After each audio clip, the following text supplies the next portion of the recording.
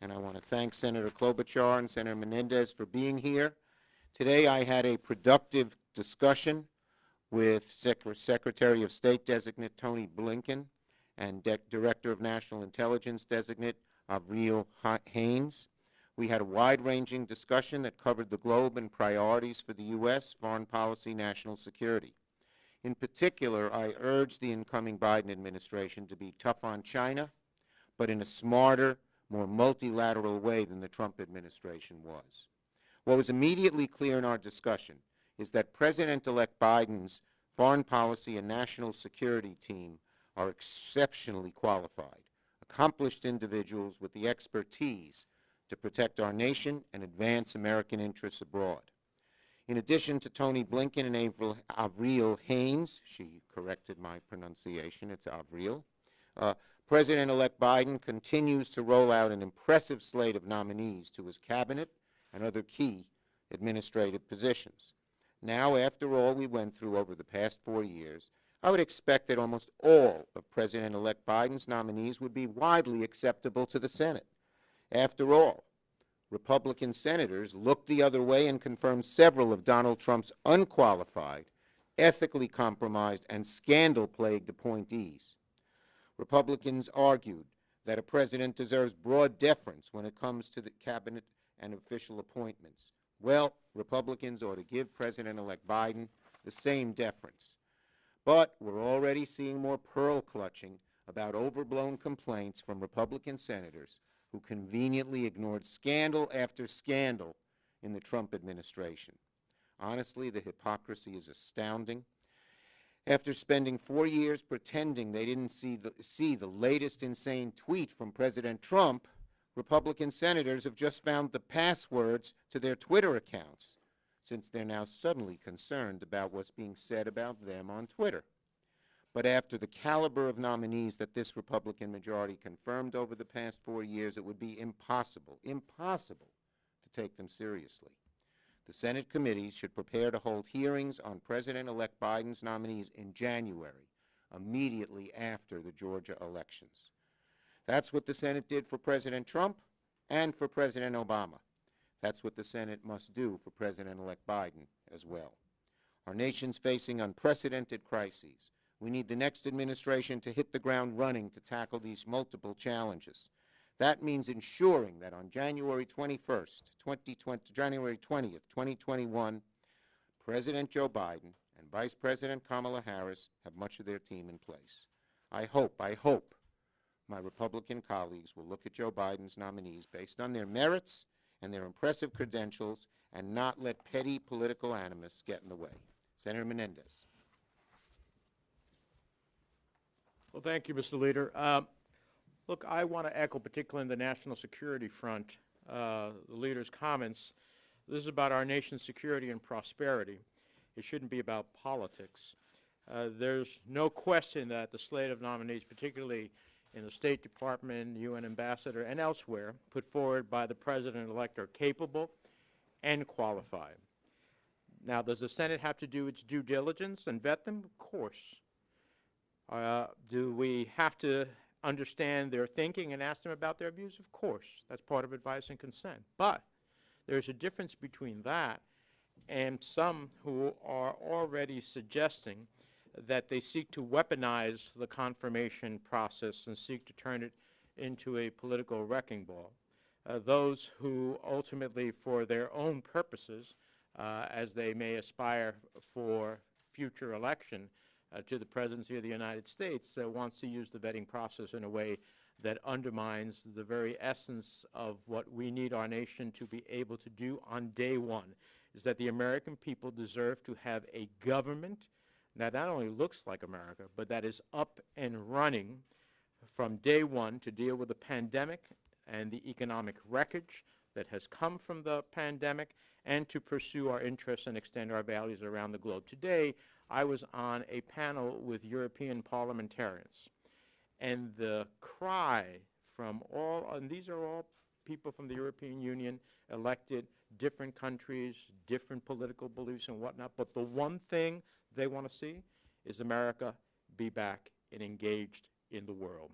That takes a Secretary of State Tony Blinken is an incredibly qualified individual to help us once again be back on the global stage, engaged, creating more allies, less enemies, creating more prosperity, less challenges, and that also takes a UN ambassador.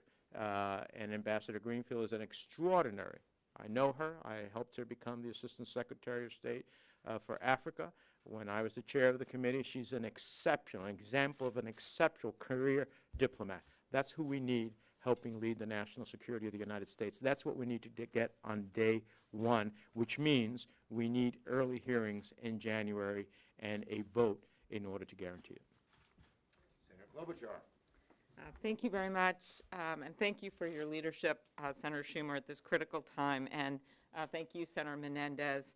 I think that really President-elect Biden has set the tone here when he said this should not be a partisan moment, this should be an American moment, and we just don't have time to mess around. We have, as Bob has pointed out, security threats across the country. We've got across the world. We've got incredibly qualified nominees, which really are in keeping with the tone that the President-elect set from the minute the President would not concede this election.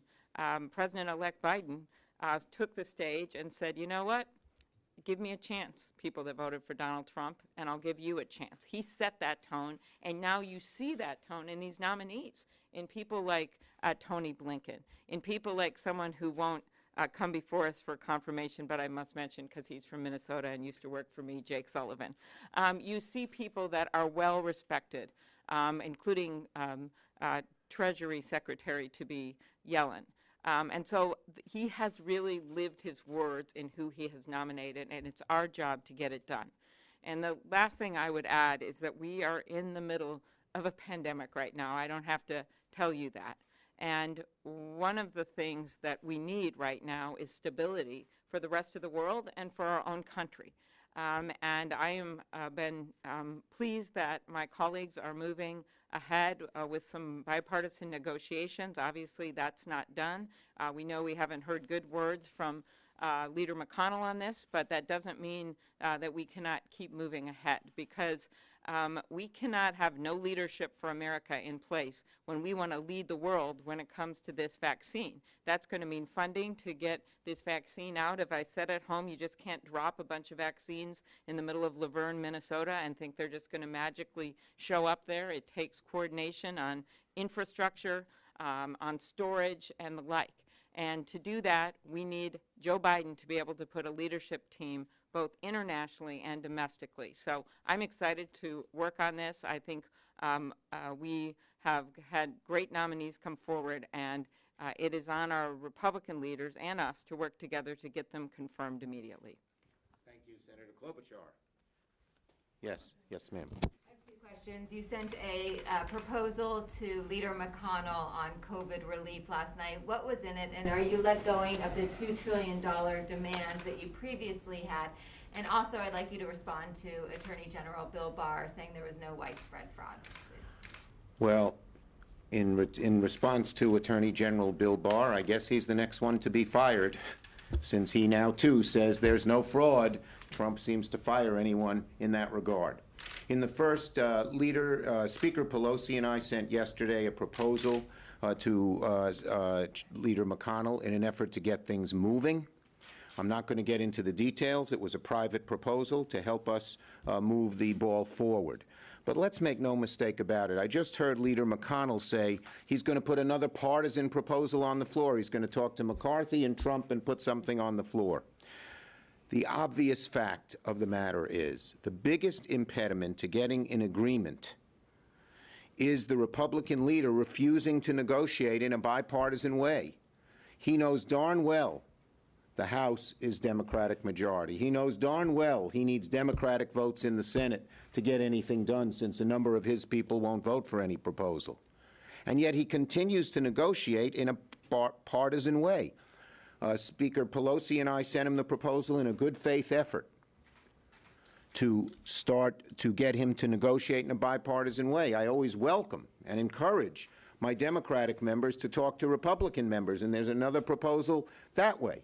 All are in efforts to get Leader McConnell to stop being so partisan, because the needs of people are desperate, desperate, desperate during this Christmas season and later.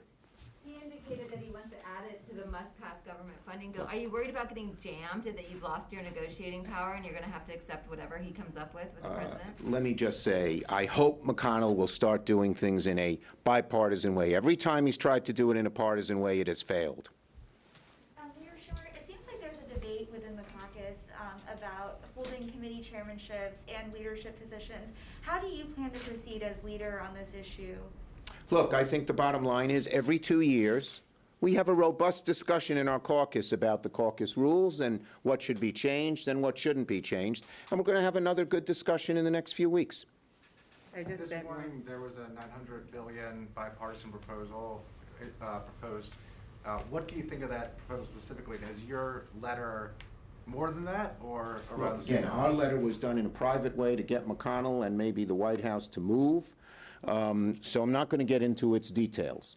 The bottom line is that it's an effort to get things moving forward. As for the proposal that the bipartisan group of senators announced, as I said, I've always encouraged our Democratic senators to sit down with Republican senators and negotiate. And this is a good effort. I haven't seen all the details. They haven't come out with the details yet. But when Democrats and Republicans can get together, that's a good thing. And I hope Leader McConnell will heed that call.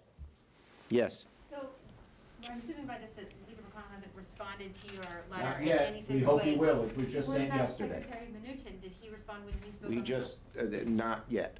We hope they will give us a real response so we can get something done. Does this that he's putting up Next proposal on the question. floor Yep, indicate go that ahead. He's not engaged on this? Let's hope he'll negotiate in a bipartisan way. Thus far, every time he's done it in a partisan way, it hasn't worked. There's a Democratic House. They need Democratic votes in the Senate. I know that you said you encourage your members to meet with Republicans, but this proposal they've put forward is a full $1 trillion less than what you all are proposing. So is it something that you all think as a Look, and conference we have can to get see the behind? details. Bipartisan proposals, again, are what is needed to get things done. Can I just say one more thing? Yeah, go ahead, Amy. Yeah. I just, one thing I note about the earlier question about McConnell and whether he'll jam us and those things, do remember there were Republicans in that group, right? And while it is not nearly what we had asked for, there were Republicans that stood up and said they wanted this amount of money. So I wouldn't assume that everyone's just going to go down the path with Mitch McConnell this time. When you have states like in Maine that have had so many small businesses close. There was a Yelp study out recently that showed 800 small businesses are closing a day. We have restaurants that have tried to hang in and can't do it anymore. We've got a vaccine around the corner, light at the end of the tunnel, but if we don't put the funding into it to get the distribution going and the storage going, we're not going to be able to recover like we want to. We've got the head of the Federal Reserve under Donald Trump, his appointment, Jerome Powell, saying it would be a tragedy if we didn't get something done. So I wouldn't just assume that everyone's going to go down his path this time. And I think that this bipartisan negotiation, while of course just a start and is significant to show that some people are willing to cross over to get something done, which Senator Schumer has been calling for from the beginning. Okay. Last one. Joe Biden said that on his first day of office, he will give transgender students access to sports, bathrooms, and locker rooms in accordance with their gender identity in all federally funded schools. Do you think he has the ability to do this, and do you agree with this decision? I agree with the decision, and I know he'll check things out thoroughly legally. Thank you, everybody.